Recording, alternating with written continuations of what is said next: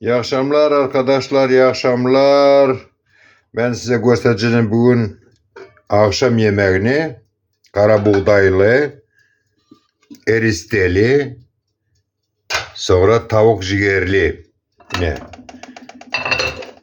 Tavuk ciğeri, domatesle, tatlı baharatla,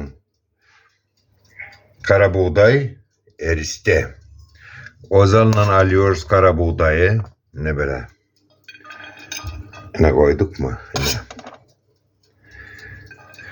Ne? Sonra alıyoruz eriste.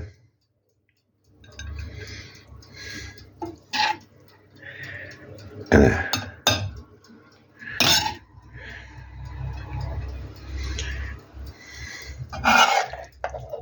Ne bu tavuk ciğeri? Bunu ortasına koyuyor. Ne? Ne?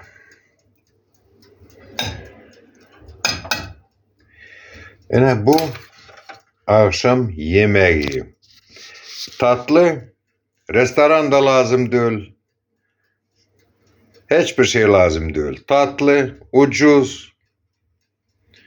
Afiyet olsun arkadaşlar.